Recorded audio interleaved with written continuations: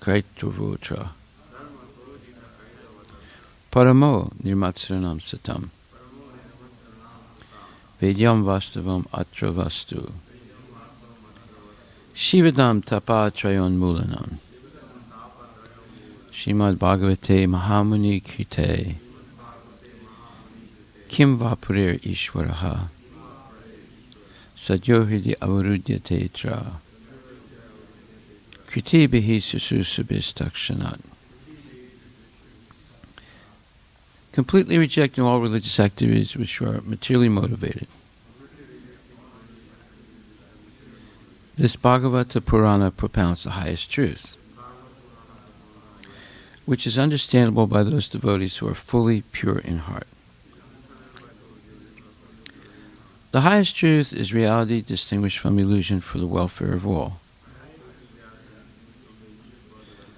Such truth uproots the threefold miseries. This beautiful Bhagavatam, compiled by the great sage Vyasadeva in his maturity, is sufficient in itself for God realization. What is the need of any other scripture? As soon as one attentively and submissively hears the message of Bhagavatam, by this culture of knowledge, the Supreme Lord is established within his heart. Nigama kalpataror galitam phalam Sukamukad amrita dravya samyutam Pibata bhagavatam rasam alayam Muhur aho rasika bhuvi bhavakaha. O expert and thoughtful men, relish Srimad Bhagavatam, the mature fruit of the desired tree of Vedic literatures. It emanated from the lips of C. Sukadeva Goswami. Therefore, this fruit has become even more tasteful. Although its nectarian juice was already relishable for all, including liberated souls. Srimad Bhagavatam, Canto 1, Chapter 9, verse number 33. Sri Krishna is the intimate friend of Arjuna. He has appeared on this earth in his transcendental body, which resembles the bluish color of the tamala tree. His body attracts everyone in the three planetary systems, upper, middle, and lower. May his glittering yellow dress and his lotus face covered with paintings of sandalwood pulp be the object of my attraction, and may I not desire fruitive results. Purport by His Divine Grace, A.C. Bhaktivedanta Swami Prabhupada.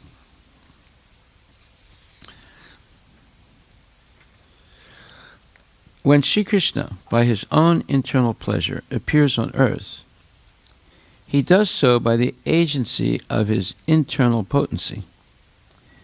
The attractive features of his transcendental body are desired in all the three worlds, namely the upper, middle, and lower planetary systems. Nowhere in the universe are there such beautiful bodily features as those of Lord Krishna. Therefore, his transcendental body has nothing to do with anything materially created. Arjuna is described here as the conqueror, and Krishna is described as his intimate friend. Bhismadeva, on his bed of arrows, after the battle of Kurukshetra, is remembering the particular dress of Lord Krishna, which he put on as the driver of Arjuna's chariot. While fighting was going on between Arjuna and Bhisma, Bhisma's attraction was drawn by the glittering dress of Krishna, and indirectly he admired his so-called enemy Arjuna for possessing the Lord as his friend. Arjuna was always a conqueror because the Lord was his friend.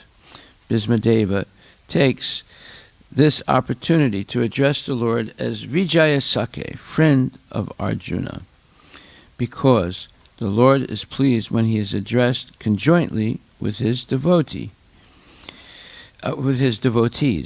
who are related with him in different transcendental humors. While Krishna was the charioteer of Arjuna, sun rays glittered on the dress of the Lord, and the beautiful hue created by the reflection of such rays was never forgotten by Bhismadeva. As a great fighter, he was relishing the relation of Krishna in the chivalrous humor. Transcendental relation with the Lord in any one of the different rasas, humors, is relishable by the respective devotees in the highest ecstasy. Less intelligent mundaners who want to make a show of being transcendentally related with the Lord artificially jump at once to the relation of conjugal love, imitating the damsels of Rajadharma. Such a cheap relation with the Lord exhibits only the base mentality of the mundaner, because one who has relished conjugal humor with the Lord cannot be attached to worldly conjugal rasa, which is condemned even by mundane ethics. The eternal relation of a particular soul with the Lord is evolved. A genuine relation of the living being with the Supreme Lord can take any form of the 5 principal rasas, and it does not make any difference in the transcendental degree to the genuine devotee. Bhismadeva is a concrete example of this, and it should be carefully observed how the great general is transcendentally related with the Lord. Well, the interesting point here, when we consider absolute correspondence of Vedic literature, it's not that one thing is said in one place and something different is said in another place. So here it says, Shri Krishna is the intimate friend of Arjuna.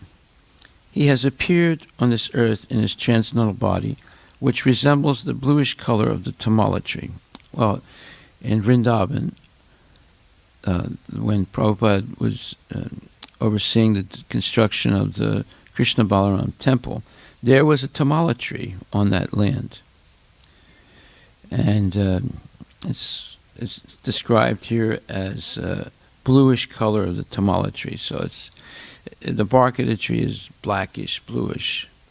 And Prabhupada did not want that tree cut down. So that tree is still there today. And they built the temple in such a way that one part of it has a roof over it, and another part of it has no roof. And the part where there's no roof, that's where the tree is growing. So, and Prabhupada did not like unnecessarily cutting trees unless it's an absolute necessity. This is an example. He builds a temple in which the tamala tree was not cut down.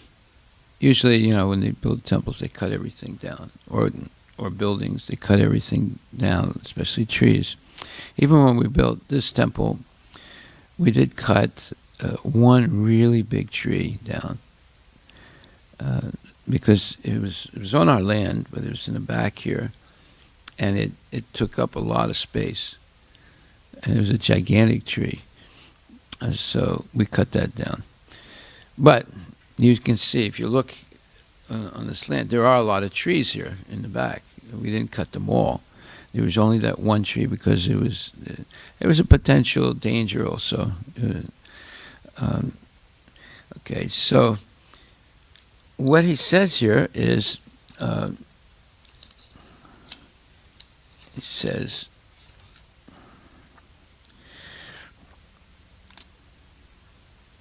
his body attracts everyone in the 3 planetary systems, upper, middle, and lower. May his glittering yellow dress and his lotus face covered with paintings of sandalwood pulp be the object of my attraction, and may I not desire fruitive results.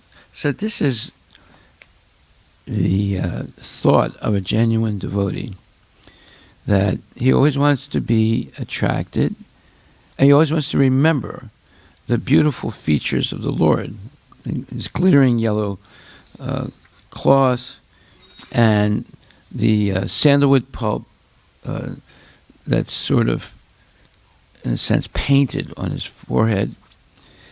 And then he says, these are the object of my attraction, and may I not desire fruitive results. So what destroys devotional service is when one remains attached to material results.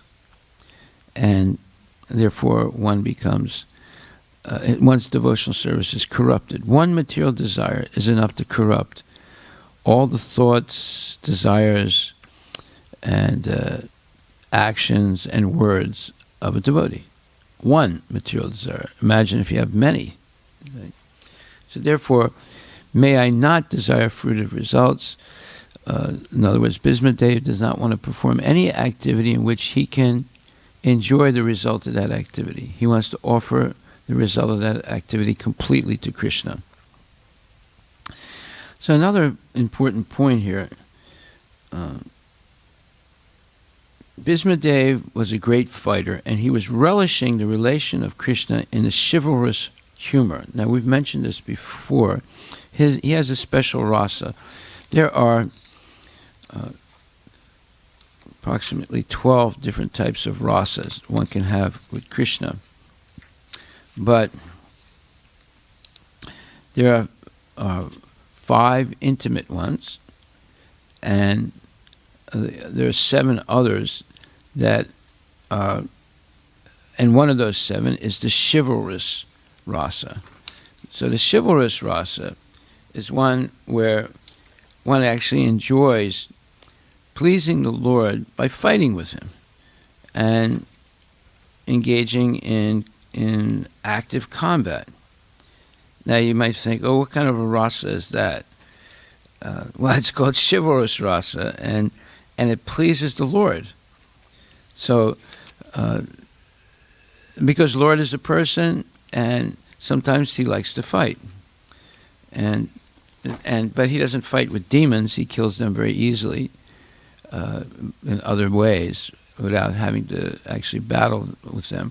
But when he does fight, he chooses a devotee who pretends to be a demon or who pretends to be an adversary, and they fight. So Bhismadeva is actually wounding Krishna, right? When Battle of Kurukshetra, in that ultimate fight, with Krishna driving the chariot of Arjuna, Bhismadeva was shooting invincible arrows, and in the heat of the battle, some of those arrows pierced Krishna's body.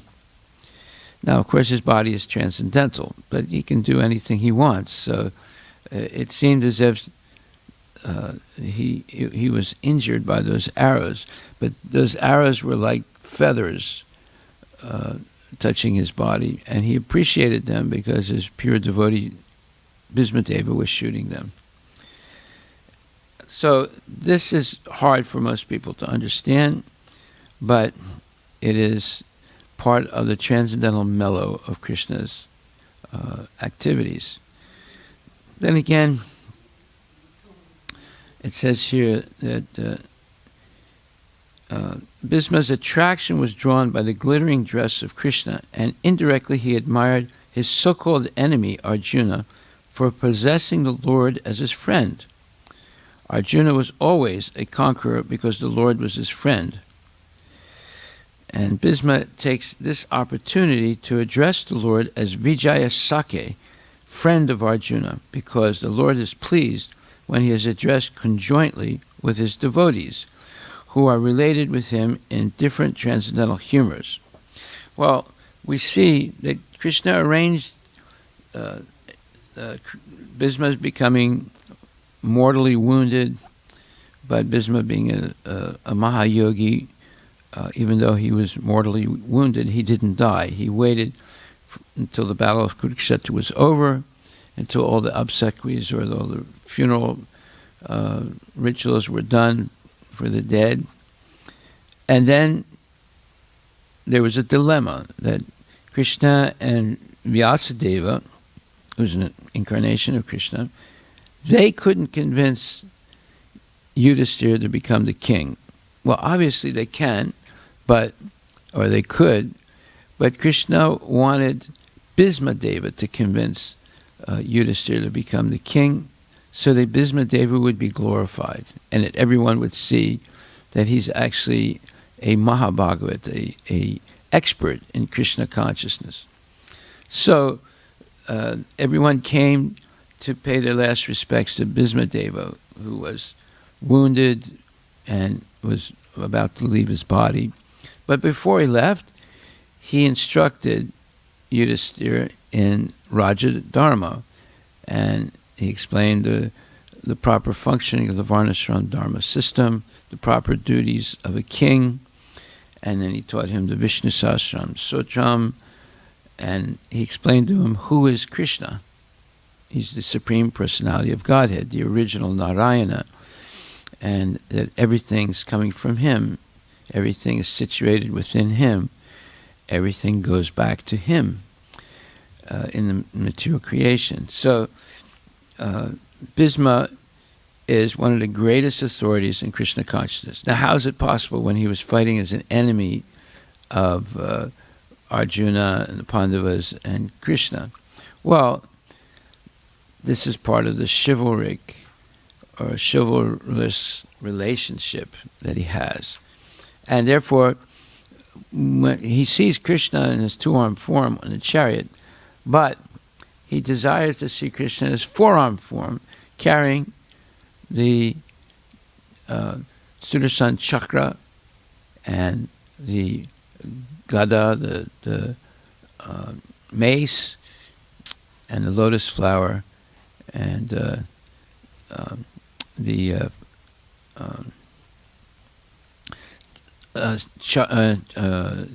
conch shell. So this way, his favorite form of Krishna is Narayana. But he knows that Krishna is the source of Narayana. Now, this is interesting point. And I've written a book about Balaji and his entire story, and then a second part of the book is about Lord Ramachandra. Lord Ramanuja, or Ramanujacharya. And Ramanujacharya wrote a bhashya, or a commentary, on the Bhagavad Gita, Krishna's Bhagavad Gita. And in the introduction, he writes something very, very interesting. And I'm going to read it. So he says, one second.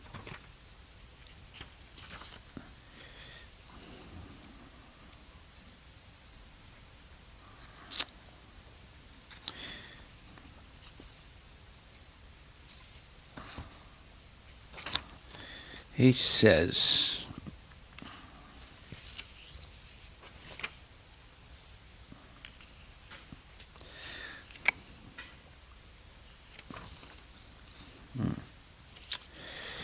says,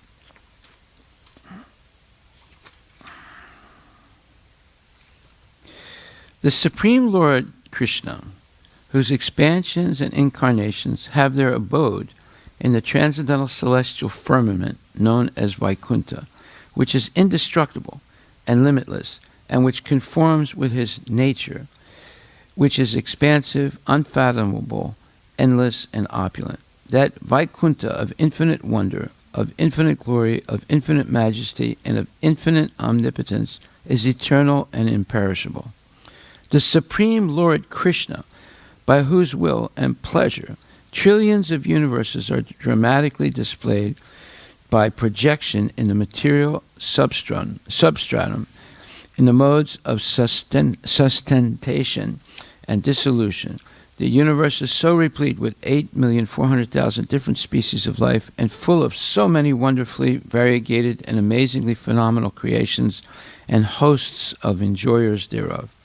He is also to be known by the names of his manifestations, such as Brahman and Param Brahma, and by any of his incarnations, such as Rama and Buddha, and by way of his expansions, such as Narayana and Vasudeva.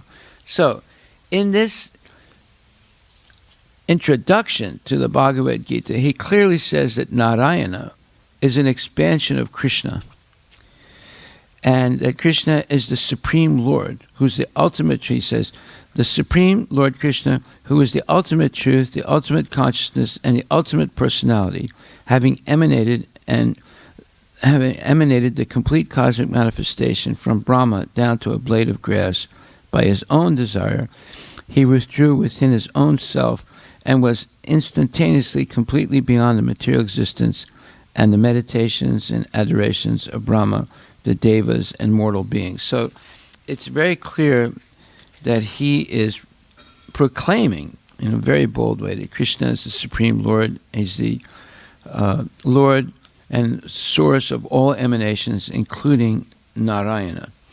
Well, but however, the Sri Vaishnavas and Ramanujacharya, their preferred deity is Narayana, Sriman Narayana. Although there are acharyas such as Namalvar and Kalushakar Alvar and then Yamunacharya and Ramanuja, although they're not Alvars, but they're on the same level, the last two.